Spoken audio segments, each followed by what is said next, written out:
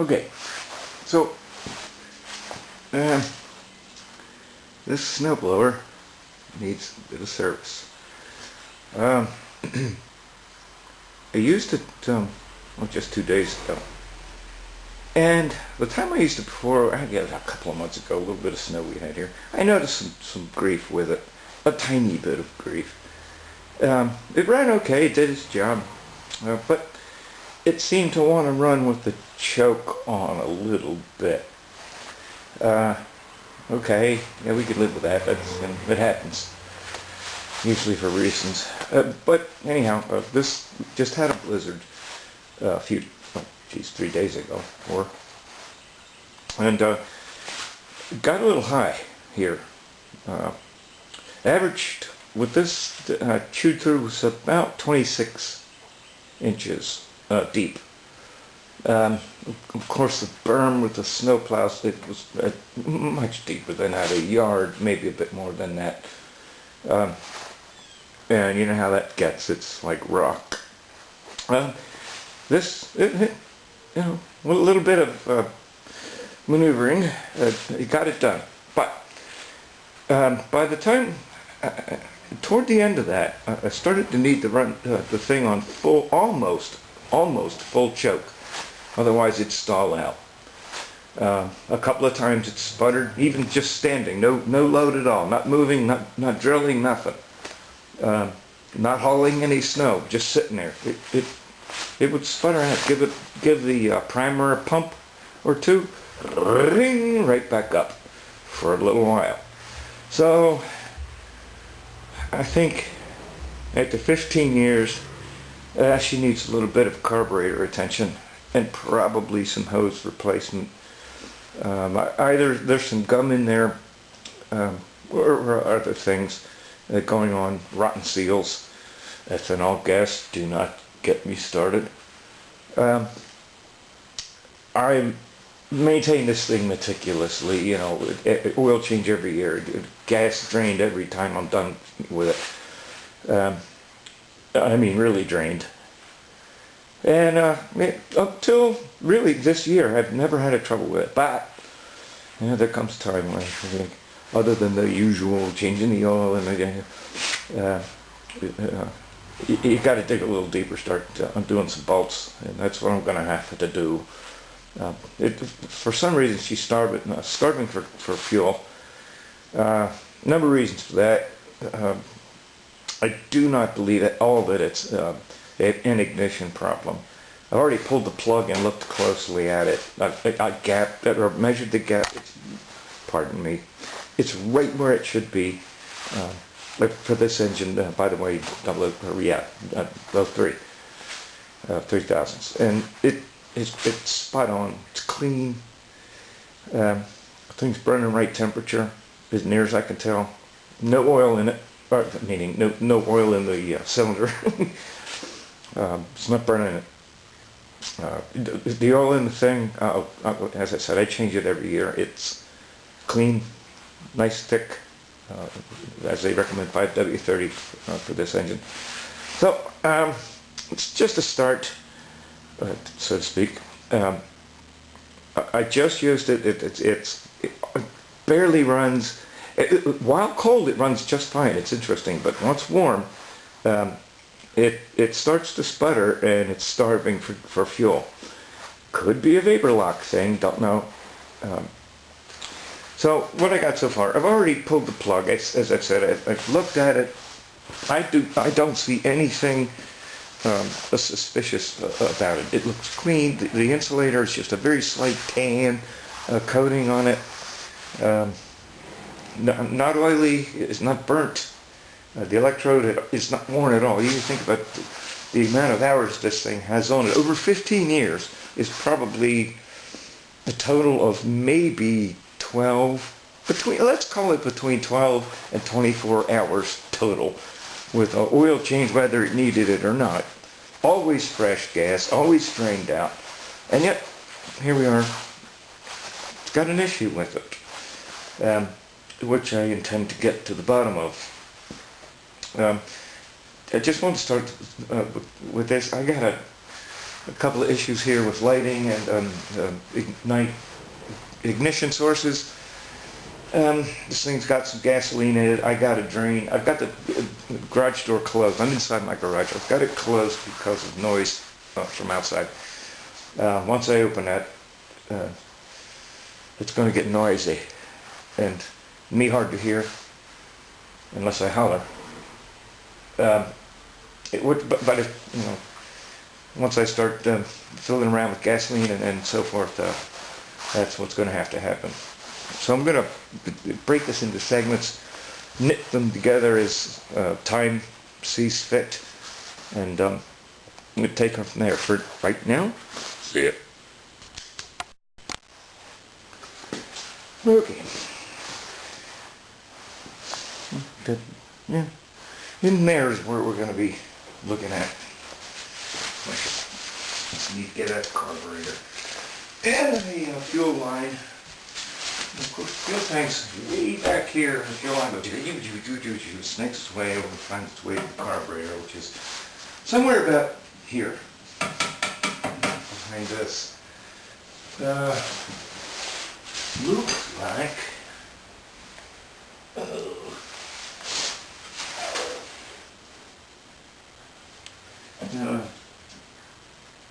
Fastener here, right here by the oil fill. Two.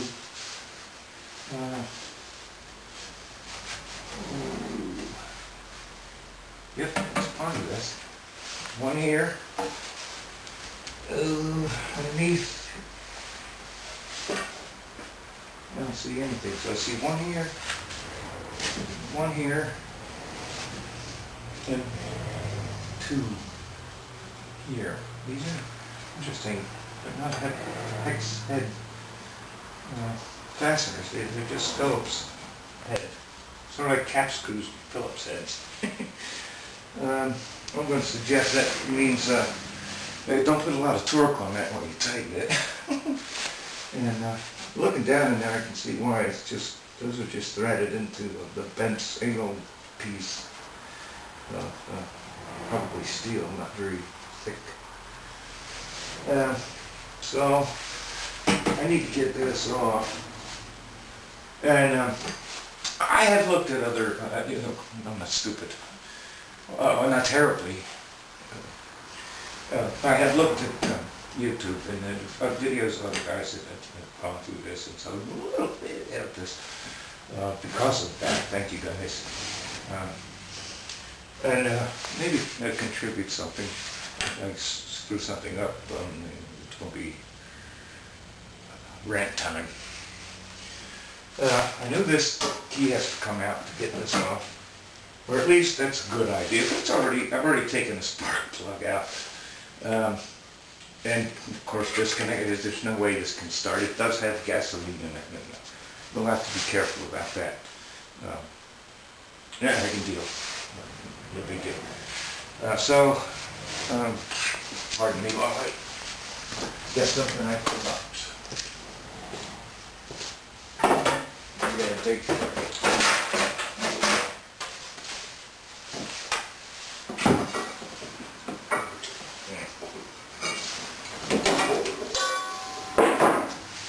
this will work.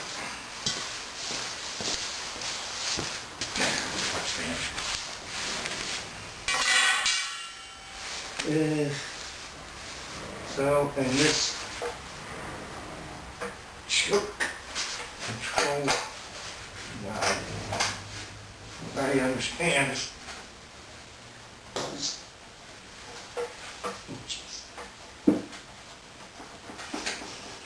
okay, pulls and wiggles off.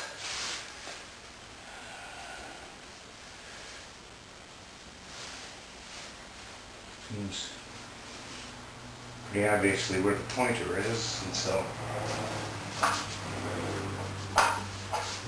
just leave that be for now. This key thing. I don't believe I need to undo that. There surely is a wire connected because that's an electrical switch. It has to do with it turns off the ignition if that key is not put in. This thing they call a key, which a child's barrette, never mind. Anyway, I know already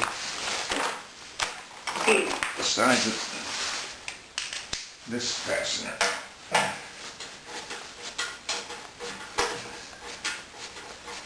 Get him out. Spare enough. Self-tapping, what is that thing? There you go, 5/16. Probably the same as this one they snuck over here, which also has a Phillips head cut into it. I wonder why. This one here.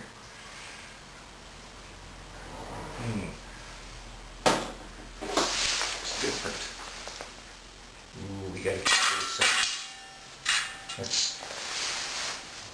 This one here is the self-tapping to form the sheet metal. This one here is machine. And it's going into aluminum, I think, pretty sure. Okay, so I'm going to pay attention to that. And believe me, I'm going to review this video before I put this back together. Part of the reason I'm doing this, you get old, you know. Let's see what else. I know.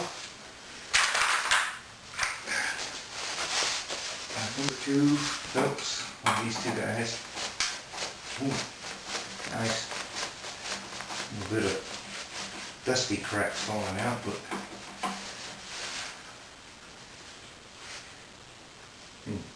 on your thread. And, oh, beautiful.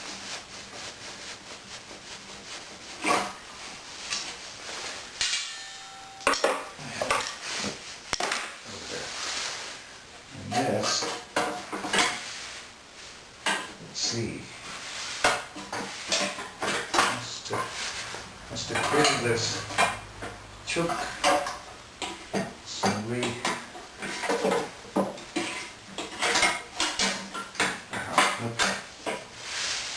there we are. Interesting. Does this wire have a quick disconnect of this switch, or do I have to take that switch off? Oh, looky. Right there. There it is. And again we go with the wiggly. You can't just yank these things off. They are attached onto, cranked onto plastic. Normally, you know, and some sort of an insulator, which of course is fine the way at the factory, but by the time you're done with it 15 years later, some of this plastic may be crispy, you know, crunchy. You do something wrong and you're finished. And you're done. You're replacing parts you didn't want to have to. Before and after, get this out of the way. There we are. Maybe I'm focusing on this just in case. Let's see.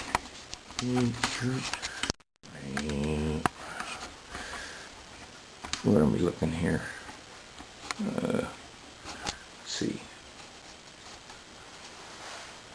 Oh, you can't see it from here. Let me see if I can fix that.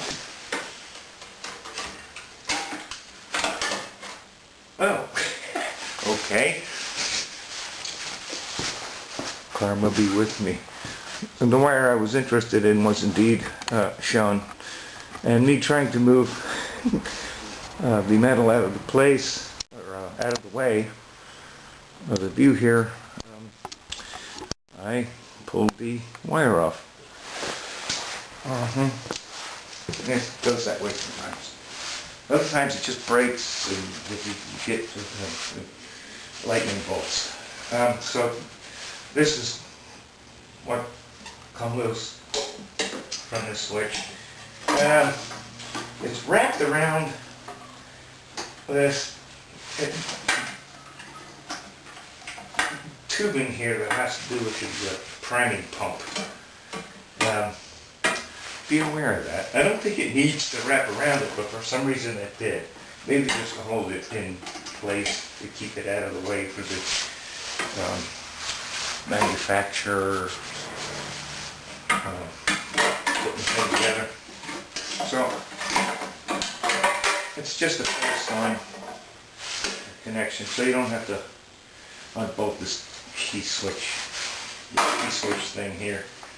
Yeah, you could if you wanted, but then why do that? Just a fast on. Goes right there. Nothing broke. It's just an engine. Get an ignition cut off. Okay, there's all electric. So set that aside for now. And so we have a look here. Quick examination. I see nothing obvious.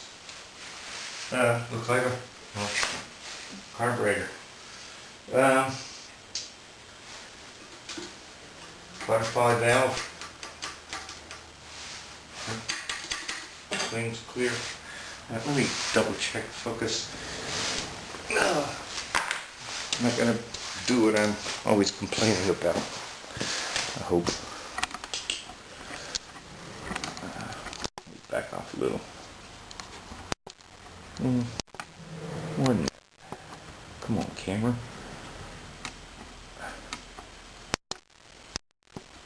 Here. I suppose that'll work. Okay. So, nothing mysterious about this carburetor. It is of a sort. It does have a drain on it. I've never used it. I won't use it. Those things, once you use them, I did a leak in it. It has no primary jet adjustment. It's fixed. There's an idle set here. The idle jet compensation is capped. So this is a newer carburetor that is looked at. It's unadjustable, as they say. Well, you know, right? I can make this. Well, we'll just leave that to another day. Right now, it's not adjustable, so you can't adjust the mixture for idle or the full throttle or anything in between. It's all preset. Interesting. This nice heavy aluminum armature, pipage, tubage, big. Wide string. What is this engine's 8.5 horsepower. Yeah, right. 8.5 horsepower. Anyhow, the butterfly seems clear enough, and you know the governor's operational. I know that because the thing goes does what it's supposed to do. I think really all that's wrong is this thing just needs a carb clean. So I'm going to pull it. The question is, what's easier?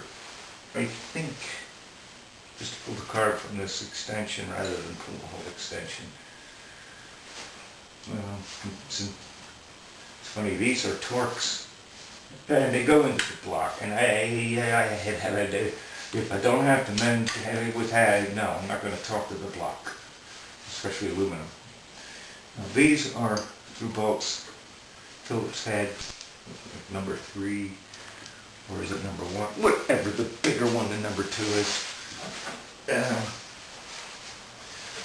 So this card's going to come off. Now, this butterfly valve plate here, the actuator has holes in it, lots of them.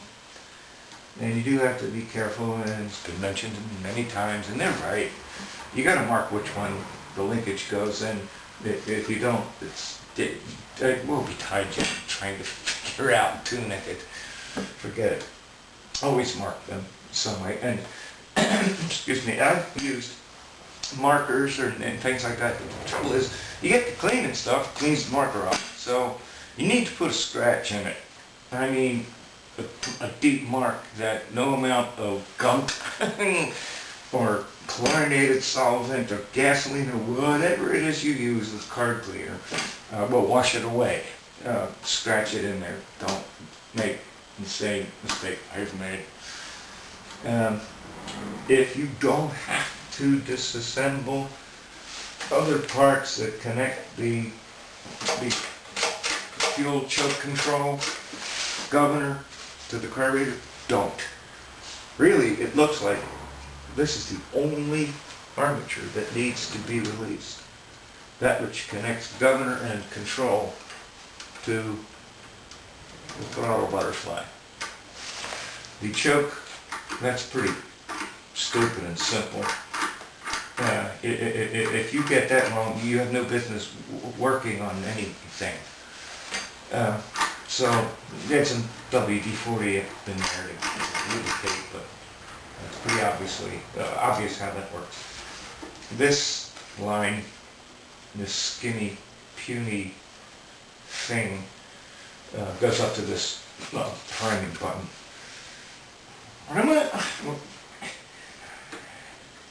What I understand is this either presents a pressure or a vacuum that gets a pressure to the bulb, which forces gasoline up into the intake to the engine. Which makes sense.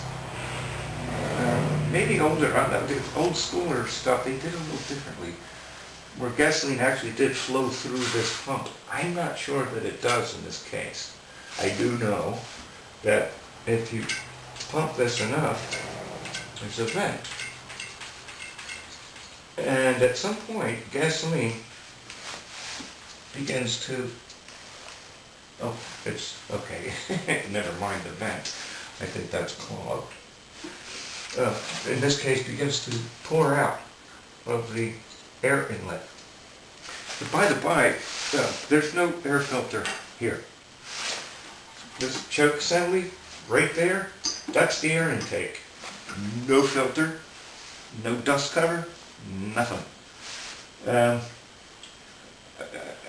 I've read and believe that it's because it's considered that these things have fairly low use hours per year, and that they are also used in an area, in an environment where there just isn't a whole lot of grit and dust. There's some, of course, always, but with snow and ice and things, that's having a filter on there is going to be nothing but a constant trouble for the user. It's going to clog. Tiny little flakes of ice getting in there and stopping it up. Better to have that just pass through. That itself probably wipes clean. Ask those guys that make that stuff you're supposed to flush into your carburetor, snow something, which I know water, just plain water, does a similar action. So maybe that's what they're banking on. Don't know. Anyway, I'm going to cut this. Next time, we'll be taking this off, disconnecting this linkage. Now, before I open this carburetor's bulb down and pull it, I think I want to be in a different place so this bit safer. I'm going to, I see where the fuel line comes in. It's in the back of this carburetor, back here. Not convenient to get to nor drain. So off camera, I'm going to go ahead and drain all of the fuel out of this elsewise. So the minimal spillage from this.